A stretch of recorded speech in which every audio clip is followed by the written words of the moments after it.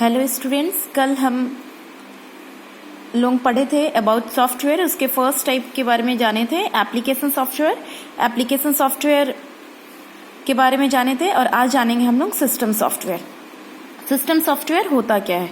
System software भी यहाँ पे भी एक वर्ड आया है सॉफ्टवेयर। तो सॉफ्टवेयर कल बताए थे कि is a set of program. तो सिस्टम सॉफ्टवेयर एक ऐसा कलेक्शन ऑफ प्रोग्राम है जो डिजाइन किया जाता है कंप्यूटर हार्डवेयर को और एप्लीकेशन प्रोग्राम्स को रन कराने के लिए।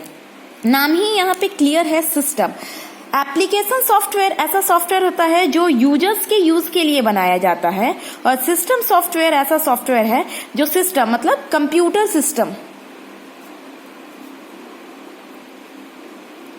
सिस्टम के लिए बनाया जाता है, डिजाइन किया जाता है। तो सिस्टम सॉफ्टवेयर ऐसा सॉफ्टवेयर है जो कंप्यूटर का हार्डवेयर को रन कराता है और साथ ही साथ एप्लीकेशन प्रोग्राम जो है हमारा है, मतलब एप्लीकेशन सॉफ्टवेयर भी हमारा तभी रन करेगा जब हमारे कंप्यूटर सिस्टम में सिस्टम सॉफ्टवेयर होगा। अगर हमारे कंप्यूटर सिस्टम में सिस्टम सॉफ्टवेयर नहीं होगा तो हमारा कोई भी एप्लीकेशन सॉफ्टवेयर रन नहीं करेगा। तो for application software, system software is compulsory in computer system. इसके एग्जाम्पल्स देख लेते हैं तो ज्यादा क्लियर समझ में आएगा। First example is language translator. Language translator में आपका आएगा compiler and another one is interpreter. Now the second example of system software is operating system.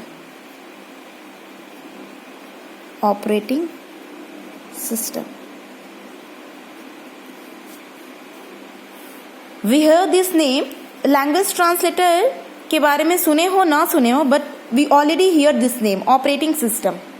Operating system के एग्जाम्पल्स है आपके विंडोज, इसके अंदर सारा आ जाएगा XP 2007, 8, 10। This all are examples of operating system, except these are the versions of Windows operating system. Now another example of operating system is Linux, Unix, etc. We will discuss this operating system in our next video. Today we will first discuss about what is language translator. The name is clear that language translator, we have to translate our language. Now the question is, which type of language we have to translate in computer system?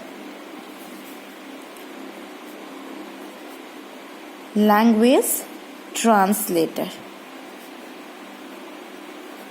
As I told you that computer is a machine. Computer क्या है? एक machine है। तो computer जब machine है तो वो हम इंसानों की भाषा को नहीं समझेगा। तो कंप्यूटर कौन से लैंग्वेज को समझता है? वो है machine language. Computer machine language को समझता है। हम जो कुछ भी कंप्यूटर को देते हैं, हिंदी में, इंग्लिश में कोई भी इंस्ट्रक्शंस उसको देते, तो कंप्यूटर हमारे भाषा को नहीं समझ पाता। जो हमारा भाषा होता है उसको कंप्यूटर के टर्म में we call it human readable form. We call it human readable form और source code. Whatever we give instructions in our form, that means human readable form, इसी को हम लोग सोर्स कोड भी बोलते हैं। और जो मशीन लैंग्वेज होता है इसको हम लोग बोलते हैं ऑब्जेक्ट कोड। कंप्यूटर सिर्फ और सिर्फ किस लैंग्वेज को समझता है? मशीन लैंग्वेज को समझता है। वो हमारे लैंग्वेज को नहीं समझता। हम किसी भी भाषा में दे तो, क्योंकि हम कंप्यूटर को सिर्फ इंडिया में नहीं पूरे वर्ल्ड में इसका इस्तेमाल किया जाता है, तो ये संभव ही नहीं है कि इतने सारे पूरे वर्ल्ड में इतने सारे पीपल है और उनके अलग अलग भाषा है, तो सारे भाषा को कंप्यूटर समझे, तो this is not possible for a programmer कि वो हर जो भी हम इंसान हैं हमारी भाषा में वो इंस्ट्रक्शन को एक्सेप्ट करें। कंप्यूटर ऐसे काम नहीं कर पाएगा। तो कंप्यूटर को कहा गया कि जब इस मशीन को बनाया ही गया है यूजर के यूज के लिए, तो वो कंप्यूटर कोई भाषा को ना समझे, और कंप्यूटर किस भाषा को सिर्फ समझे, वो है मशीन लैंग्वेज को। अब हम कोई भी इंस्ट्रक्शंस कंप्यूटर को दे रहे हैं, वो किस फॉर्म में, ह्यूमन रीडेबल फॉर्म में या फिर सोर्स कोड में। तो ये इंस्ट्रक्शंस हम दिए सोर्स कोड, ठीक है। अब सोर्स कोड नाम ही क्लियर है, लैंग्वेज ट्रांसलेटर, तो लैंग्वेज को जो ट्रांसलेट कर रहा है, तो यहाँ पे हिंदी को इंग्लिश में ट्रांसलेट नहीं कर रहा है, इवन किसी अदर लैंग्वेज को इंग्लिश को हिंदी में नहीं कर रहा है, हिंदी को उर्दू में नहीं करना है। यहाँ पे क्या कर रहा है कि ह्यूमन रीडेबल, ह्यूमन जिस भी भाषा को समझे, चाहे आपका उर्दू हो, संस्कृत हो, जो भी लैंग्वेज हो, उस लैंग्वेज को सिर्फ और सिर्फ किस में कन्वर्ट करेगा, मशीन लैंग्वेज को। तो सोर्स कोड में हम इंस्ट्रक्शंस देते हैं, हम यूजर्स किस में इंस्ट्रक्शंस देते हैं कंप्यूटर को, सोर्स कोड में।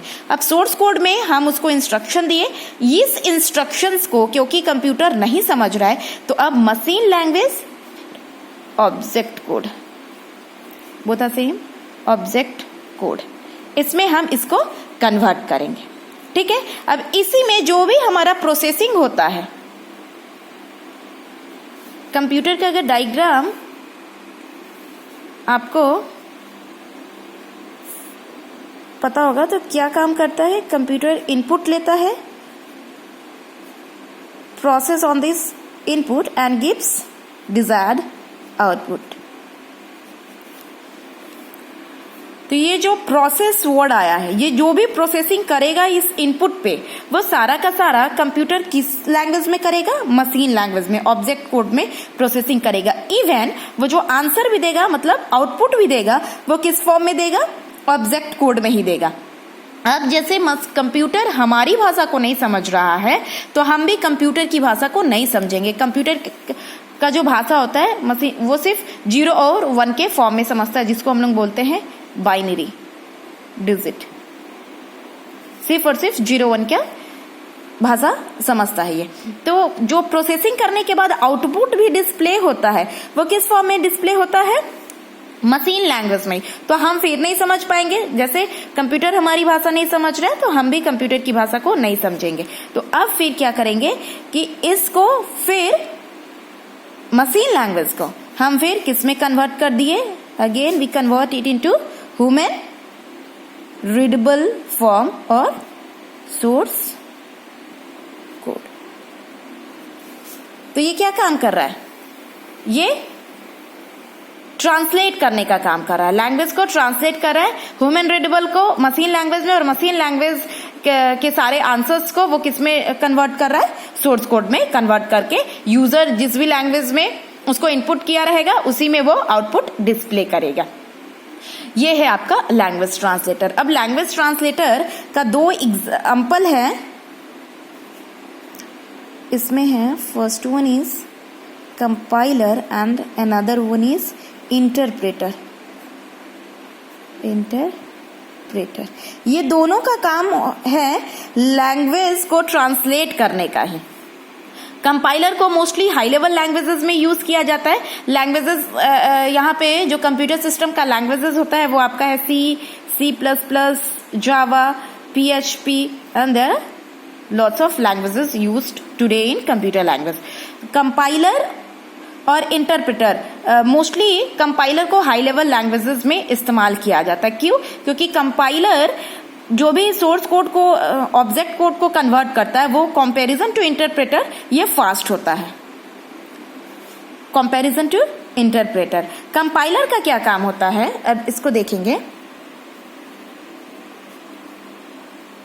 कंपाइलर एंड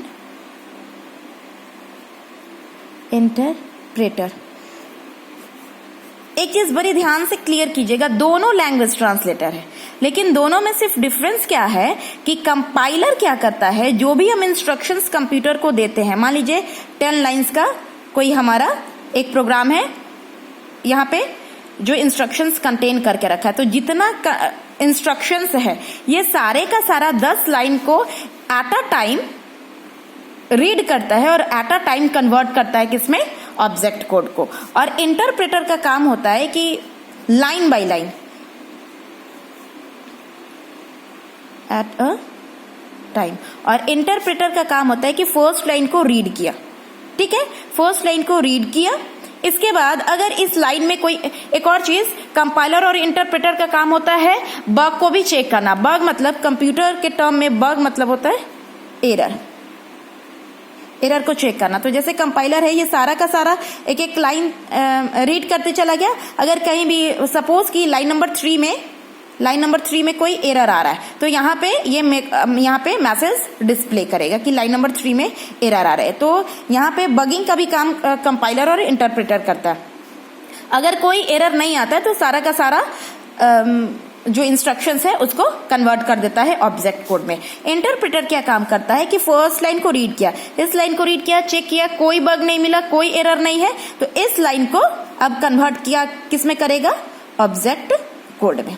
फिर नेक्स्ट लाइन पे स्विच करेगा, फिर नेक्स्ट लाइन को रीड किया, फिर इसमें कोई एरर नहीं है, फिर ऑब्जेक्ट कोड में चेंज किया। फिर नेक्स्ट लाइन में अगर इस थर्ड लाइन में फिर एरर आ गया तो फिर यहाँ पे टर्मिनेट कर देगा, इसके आगे कोई एग्जीक्यूशन नहीं करेगा, टर्मिनेट करेगा, रोक देगा इस पूरे प्रोग्राम को और आप हमें मैसेज जनरेट करेगा कि इस लाइन पे, पर्टिकुलर लाइन पे एरर आ रहा है। फिर हम सही करेंगे, उसके बाद फिर से इसको रन कराएंगे। अगर नहीं एरर है, यहाँ पे एरर नहीं है तो फिर चेंज करेगा ऑब्जेक्ट कोड में। तो ये क्या करता है, इंटरप्रेटर का काम होता है लाइन बाय